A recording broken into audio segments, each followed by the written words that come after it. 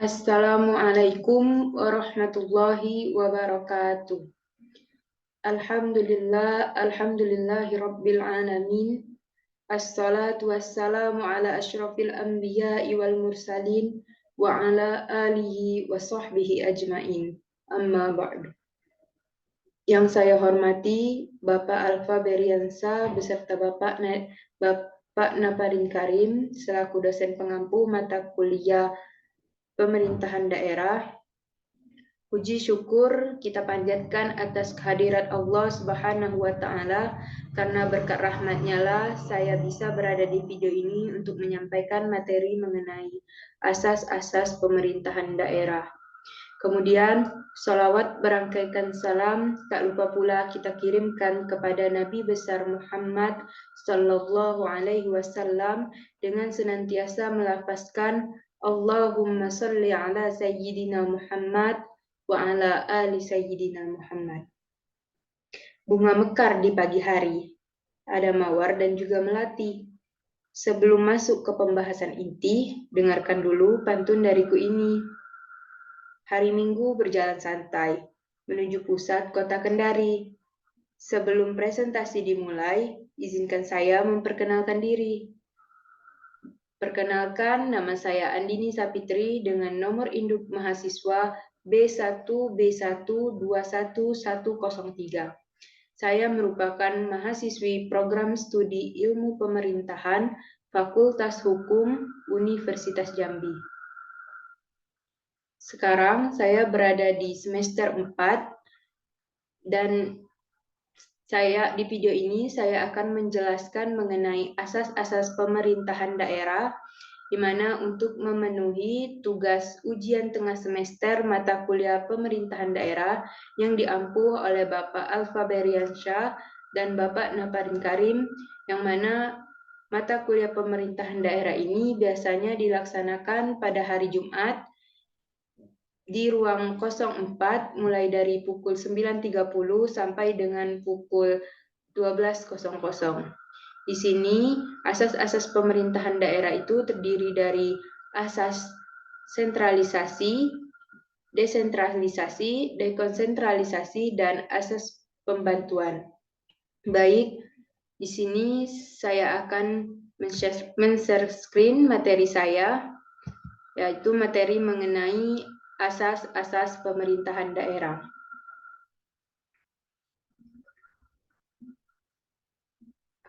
Asas pemerintahan daerah. Sebelum masuk ke materi lebih dalam, yang pertama, kita harus mengetahui apa itu pengertian dari kata asas.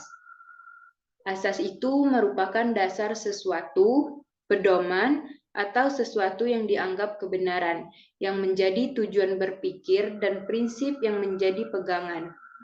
Asas adalah sesuatu alam pikiran yang dirumuskan secara luas dan mendalam yang mendasari adanya norma hukum. Kemudian setelah mengetahui arti dari kata asas, karena tema kita adalah asas pemerintahan daerah, setelah kata asas berarti kita harus mengetahui juga apa itu pemerintahan daerah. Pemerintahan daerah adalah penyelenggaraan urusan pemerintahan oleh pemerintahan daerah dan Dewan Perwakilan Rakyat Daerah (DPRD) menurut asas otonomi yang tugas pembantuan dengan prinsip otonomi seluas-luasnya dalam sistem dan prinsip Negara Kesatuan Republik Indonesia, sebagaimana dimaksud dalam Undang-Undang Dasar Negara Kesatuan Republik Indonesia tahun 1945. Pemerintahan daerah Indonesia terdiri dari pemerintahan daerah provinsi dan pemerintahan daerah kabupaten atau kota yang terdiri atas kepala daerah dan Dewan Perwakilan Rakyat Daerah atau DPRD dibantu oleh perangkat daerah.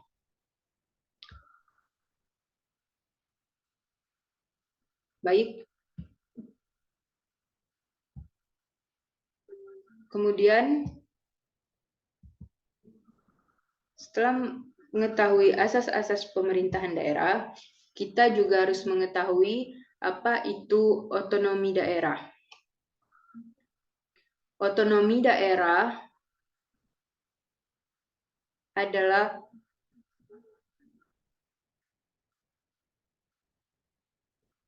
penyerahan wewenang dari pemerintahan pusat kepada pemerintahan daerah untuk mengatur dan mengurus urusan tertentu. Urusan-urusan yang diserahkan pusat ke daerah tersebut disebut urusan rumah tangga daerah. Dengan kata lain, sistem rumah tangga daerah adalah tatanan yang berkaitan dengan pembagian wewenang, tugas, dan tanggung jawab untuk mengurus urusan pemerintahan daerah antar pusat dan daerah. Daerah-daerah yang diberi wewenang untuk mengatur urusan rumah tangganya sendiri kemudian disebut daerah otonom. Istilah otonomi mengalami perkembangan menjadi pemerintahan sendiri. Pemerintahan sendiri ini meliputi pengaturan atau perundang-undangan sendiri, pelaksanaan sendiri dalam batas-batas tertentu, juga peradilan dan kepolisian sendiri. Otonomi artinya memiliki peraturan sendiri atau mempunyai hak, kekuasaan, wewenang untuk membuat peraturan sendiri. Kemudian, dari otonomi daerah, adapun asas-asas pemerintahan daerahnya yaitu ada sentralisasi, desentralisasi, dekonsentralisasi, serta asas pembantuan. Baik, kita masuk kepada materi pertama, yaitu asas sentralisasi. Di mana asas sentralisasi ini yaitu sistem pemerintahan di mana segala kekuasaan dipusatkan di pemerintahan pusat. Kemudian, untuk lebih jelasnya, sentralisasi adalah memusatkan seluruh wewenang kepada sejumlah kecil manajer atau yang berada di posisi puncak pada suatu struktur organisasi. Sentralisasi banyak digunakan pada pemerintahan lama di Indonesia sebelum adanya otonomi daerah. Kemudian,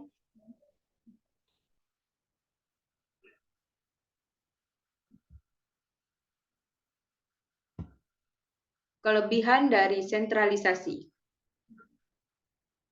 Kelebihan sentralisasi menurut J. Inhetfeld adalah yang pertama menjadi landasan kesatuan kebijakan lembaga atau masyarakat. Yang kedua, dapat mencegah nafsu memisahkan diri dari negara dan dapat meningkatkan rasa persatuan. Kemudian, yang ketiga, meningkatkan rasa persamaan dalam perundang-undangan, pemerintah, dan pengadilan sepanjang meliputi kepentingan seluruh wilayah dan bersifat serupa. Kemudian yang keempat, terdapat hasrat lebih mengutamakan umum daripada kepentingan daerah, golongan, atau perorangan. Masalah keperluan umum menjadi beban merata dari seluruh pihak. Kemudian yang kelima, tenaga yang lemah dapat dihimpun menjadi suatu kekuatan yang besar. Dan yang terakhir, yang keenam, meningkatkan daya guna dan hasil guna dalam penyelenggaraan pemerintah, meskipun hal tersebut belum merupakan suatu kepastian. Pernyataan ini menurut Muhammad Fauzan tahun 2006. Selain memiliki kelebihan, asas desentralisasi juga memiliki kebaikan, di mana kebaikan desentralisasi ini menurut J.T. Vandenberg, yang pertama meletakkan dasar kesatuan politik masyarakat. Yang kedua, merupakan alat untuk memperkokoh perasaan persatuan. Yang ketiga, mendorong kesatuan dalam pelaksanaan hukum. Dan yang keempat, membawa kepada penggalan kekuatan. Yang kelima, dalam keadaan tertentu, sentralisasi dapat lebih efisien. Pernyataan kelima ini menurut Bagirmanan tahun 1994. Setelah menjelaskan mengenai kelebihan dan kebaikan dari sentralisasi, ternyata sentralisasi ini juga memiliki kelemahan, di mana ada 3 kelemahan dari sentralisasi. Yang pertama, mengakibatkan terbengkalainya urusan-urusan pemerintah yang jauh dari pusat. Karena semua urusan dipegang oleh pemerintah pusat, jadi tidak menutup kemungkinan bahwa yang jauh dari pusat, misalnya pelosok-pelosok desa atau yang di dalam-dalam itu tidak menutup kemungkinan untuk terbengkalai urusan-urusannya dari pemerintah pusat. Kemudian yang kedua, menyuburkan tumbuhnya birokrasi dalam pemerintahan, di mana menyuburkan tumbuhnya birokrasi ini dalam hal negatif. Seperti misalnya birokrasi biasanya ada patologi birokrasi seperti ada korupsi, pelayanan yang kurang prima, pelayanan yang kurang adanya kesenjangan antara pelayanan kepada masyarakat, seperti kan semuanya diurus oleh pusat. Jadi akan ada perbedaan pelayanan antara pelayanan yang warga-warga di pusat dengan warga-warga yang ada di daerah. Kemudian yang ketiga, memberatkan tugas dan tanggung jawab pemerintah pusat. Ini menurut SH Sarundajang tahun 2005. Kenapa memberatkan tugas dan tanggung jawab kepada pemerintah di suatu negara tersebut, pemerintah pusat, sehingga pemerintah pusat merasa terberatkan tugas dan tanggung jawabnya. Baik, itulah penjelasan mengenai sentralisasi, di mana kita sudah tahu mengenai pengertian dari sentralisasi, pengertian secara dalamnya, kemudian ada kelebihannya, kebaikannya, serta kelemahannya. Baik, kita lanjutkan pada yang kedua, yaitu asas desentralisasi. Yang mana asas desentralisasi ini adalah penyerahan wewenang pemerintah oleh pemerintah kepada daerah otonom untuk mengatur dan mengurus urusan pemerintah dalam sistem Negara Kesatuan Republik Indonesia.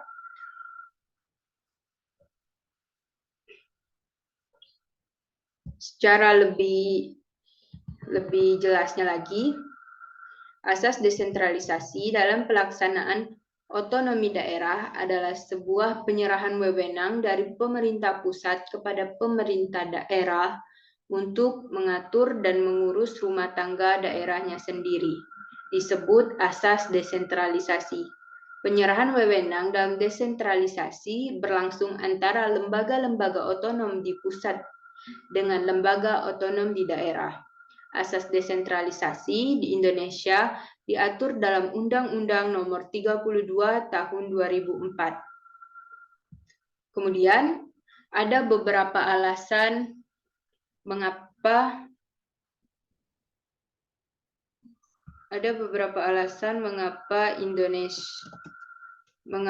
Indonesia harus menerapkan asas desentralisasi. Yang pertama, dari segi politik. Dari segi politik, desentralisasi dimaksudkan untuk mengikutsertakan warga dalam proses kebijakan, baik untuk kepentingan daerah sendiri maupun untuk mendukung politik kebijakan nasional melalui pembangunan proses demokrasi di lapisan bawah. Kemudian setelah dari segi politik, ada juga dari segi manajemen pemerintahan. Dari segi manajemen pemerintahan, desentralisasi dapat meningkatkan efektivitas, efisiensi, dan akuntabilitas publik, terutama dalam penyediaan pelayanan publik. Kemudian yang ketiga ada dari segi kultural. Dari segi kultural, desentralisasi untuk memperhatikan kekhususan, keistimewaan suatu daerah seperti geografis, penduduk, perekonomian, kebudayaan, atau latar belakang sejarahnya. Kemudian yang keempat, ada dari segi kepentingan pemerintahan pusat, desentralisasi dapat mengatasi kelemahan pemerintahan pusat dalam mengawasi program-programnya. Kemudian yang terakhir, yang kelima, segi percepatan pembangunan. Dari segi percepatan pembangunan, desentralisasi dapat meningkatkan persaingan positif antara daerah dalam memberikan pelayanan kepada masyarakat sehingga mendorong pemerintahan daerah untuk melakukan inovasi dalam rangka meningkatkan kualitas pelayanan kepada masyarakat. Kemudian selanjutnya, menurut Joseph Riwukaho, dikutip Krishna Dedarumurti dan Umbu Rautan tahun 2002, adapun kelebihan dari desentralisasi, yang pertama, mengurangi bertumpuknya pekerjaan di pusat pemerintahan. Yang kedua, dalam menghadapi masalah yang mendesak yang membutuhkan tindakan yang cepat, daerah tidak perlu menunggu instruksi dari pemerintahan pusat. Kemudian, yang ketiga, dapat mengurangi birokrasi dalam arti buruk, karena setiap kebutuhan dapat segera dilaksanakan. Yang keempat, mengurangi kemungkinan kesewenang-wenangan dari pemerintah pusat. Serta yang terakhir, yang kelima, dapat memberikan kepuasan bagi daerah karena sifatnya lebih langsung. Kemudian, setelah ada kelebihan dari desentralisasi, kemudian masuk kepada kelemahan desentralisasi. Kelemahan desentralisasi antara lain yang pertama, karena besarnya organ-organ pemerintah, maka struktur pemerintah bertambah kompleks yang mempersulit koordinasi satu sama lain. Kemudian yang kedua, keseimbangan dan keserasian antara bermacam-macam kepentingan dan daerah dapat lebih mudah terganggu. Kemudian yang ketiga, dapat mendorong timbulnya fanatisme daerah. Yang keempat, keputusan yang diambil memerlukan waktu yang lama. Dan yang terakhir, yang kelima, diperlukan biaya yang lebih banyak. Baik, itulah penjelasan mengenai asas desentralisasi. Kemudian kita masuki pada yang ketiga, asas dekonsentrasi. Asas dekonsentrasi merupakan pelimpahan wewenang pemerintah oleh pemerintah kepada gubernur sebagai wakil pemerintah dan atau kepada instansi vertikal di wilayah tertentu. Kemudian secara lebih rinci, asas dekonsentrasi adalah pelimpahan sebagian wewenang pejabat tingkat pusat kepada pejabat di wilayah negara. Oleh karena itu, di daerah terdapat suatu wilayah yang merupakan wilayah kerja pejabat yang menerima sebagian wewenang dari pejabat pusat. Wilayah kerja pejabat untuk pejabat pusat yang berada di daerah disebut wilayah administrasi. Pejabat pusat akan membuka kantor-kantor beserta kelengkapannya di wilayah administrasi yang merupakan cabang dari kantor pusat. Kantor-kantor cabang yang berada di wilayah administrasi inilah yang disebut dengan instansi vertikal. Disebut vertikal karena di bawah kontrol langsung oleh kantor pusat. Kemudian,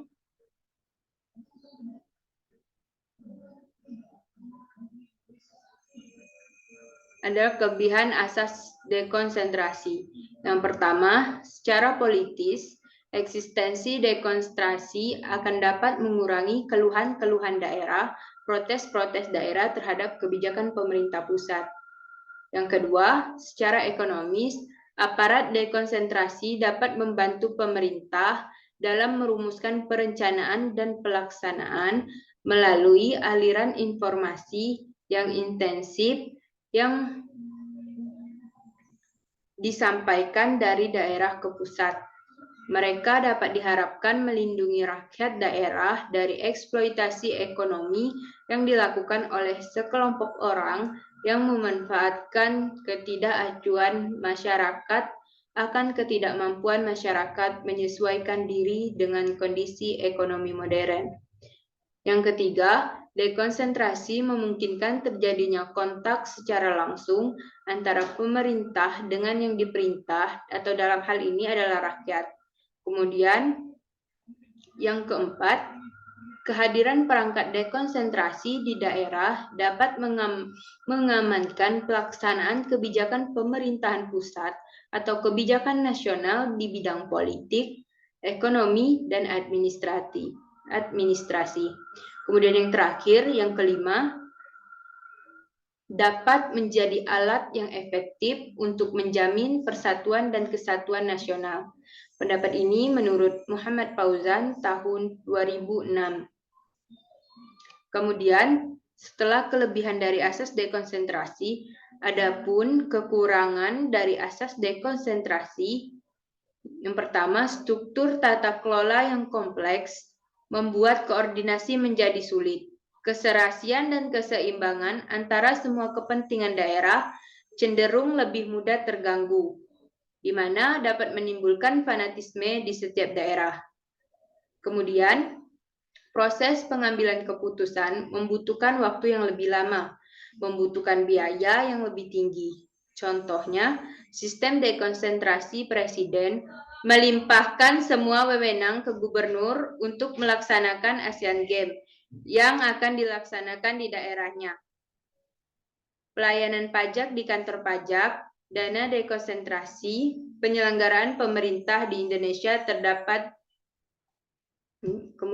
Kemudian itu tadi mengenai asas dekonsentrasi, di mana kita sudah mengetahui mengenai pengertiannya, kemudian ada kelebihannya serta kekurangan dari asas dekonsentrasi ini. Asas dekonsentrasi sendiri ialah pelimpahan wewenang pemerintahan oleh pemerintah kepada gubernur sebagai wakil pemerintah dan atau kepada instansi vertikal di wilayah tertentu. Terdapat beberapa pengertian, diantaranya kelebihan asas dekonsentrasi, kekurangan asas dekonsentrasi, dan sebagainya. Asas dekonsentrasi ini sendiri berarti pelimpahan wewenang pemerintahan oleh pemerintahan kepada gubernur sebagai wakil pemerintahan dan atau kepada instansi vertikal tertentu. Setelah asas dekonsentrasi dan terakhir adalah asas pembantuan. Asas pembantuan sendiri berarti penugasan dari pemerintah kepada daerah dan atau desa, dari pemerintah provinsi kepada kabupaten atau kota, dan atau kepada desa, dari pemerintah kabupaten atau kota kepada desa untuk melaksanakan tugas tertentu. Secara lebih rinci, asas pembantuan adalah tugas pembantuan, dalam bahasa Belanda disebut Medewijn. Tugas pembantuan ini dapat diartikan sebagai pemberian kemungkinan kepada pemerintah pusat atau pemerintah daerah yang tingkatannya lebih atas untuk dimintai bantuan kepada pemerintah daerah atau pemerintah daerah yang tingkatnya lebih rendah di dalam menyelenggarakan tugas-tugas atau kepentingan-kepentingan yang termasuk urusan rumah tangga daerah yang dimintai bantuan tersebut. Pernyataan ini menurut Muhammad Fauzan tahun 2016. Kemudian, asas pembantuan ini memiliki tujuan. Tujuan yang diberikan tugas pembantuan antara lain, yang pertama, untuk lebih meningkatkan efektivitas dan efisiensi penyelenggaraan pembangunan serta pelayanan umum kepada masyarakat. Kemudian yang kedua, bertujuan untuk memperlancar pelaksanaan tugas dan penyelesaian permasalahan serta membantu mengembangkan pembangunan daerah dan desa sesuai dengan potensi dan karakteristiknya. Menurut Sadi Wasistono tahun 2006. Kemudian setelah tujuan, ada dasar pertimbangan pelaksanaan asas tugas pembantuan.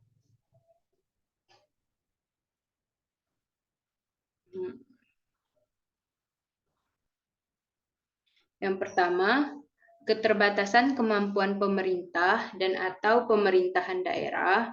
Yang kedua, sifat sesuatu urusan yang sulit dilaksanakan dengan baik tanpa mengikutsertakan pemerintahan daerah. Dan yang terakhir, yang ketiga, perkembangan dan kebutuhan masyarakat. Sehingga sesuatu urusan pemerintahan akan lebih berdaya guna dan berhasil guna apabila ditugaskan kepada pemerintahan daerah. Ada beberapa latar belakang perlunya diberikan tugas pembantuan kepada daerah dan desa, yaitu yang pertama, adanya peraturan perundang-undang yang membuka peluang dilakukannya pembentukan tugas pembantuan dari pemerintah kepada daerah dan desa, dari pemerintah daerah kepada desa, yaitu daripada pasal 18A Undang-Undang Dasar 1945 sampai pada undang-undang pelaksanaannya, yaitu Undang-Undang Nomor 32 Tahun 2004 dan Undang-Undang Nomor 33 Tahun 2004. Kemudian yang kedua, adanya political will atau kemauan politik untuk memberikan pelayanan yang lebih baik kepada seluruh lapisan masyarakat dengan prinsip lebih murah, lebih cepat, lebih mudah, dan lebih akurat. Kemudian yang ketiga, adanya keinginan politik untuk menyelenggarakan pemerintahan, pembangunan, dan pemberian pelayanan kepada masyarakat secara lebih ekonomis, lebih efisien, dan efektif, lebih transparan, dan akuntabel. Kemudian yang keempat, kemajuan negara secara keseluruhan akan sangat ditentukan oleh kemajuan daerah dan desa yang ada di dalam wilayahnya. Dan yang terakhir, yang kelima, citra masyarakat akan lebih mudah diukur oleh masyarakat melalui maju atau mundurnya suatu desa atau daerah. Citra inilah yang akan memperkuat atau memperlemah dukungan masyarakat terhadap pemerintahan yang sedang berkuasa. Baik, itulah tadi pembahasan mengenai asas pembantuan, di mana kita sudah mengetahui mengenai pengertian dari asas pembantuan itu sendiri, kemudian dasar pertimbangan pelaksanaan asas tugas pembantuan, dan ada tujuan diberikannya tugas pembantuan, serta tadi saya menyampaikan beberapa latar belakang perlunya diberikan tugas pembantuan kepada daerah atau desa. Baik, dari beberapa materi yang saya sampaikan tadi, baik melalui materi asas-asas pemerintahan daerah, asas sentralisasi, asas desentralisasi, asas dekonsentralisasi, serta asas pembantuan. Di penutupannya, saya akan memberikan kesimpulan mengenai materi-materi yang telah saya sampaikan tadi. Asas itu merupakan dasar sesuatu, pedoman, atau sesuatu yang dianggap kebenaran, yang menjadi tujuan berpikir dan prinsip yang menjadi suatu pegangan. Penyelenggaraan pemerintahan daerah tidak terlepas dari penyelenggaraan pemerintahan pusat, karena pemerintahan daerah merupakan bagian dari penyelenggaraan pemerintahan negara.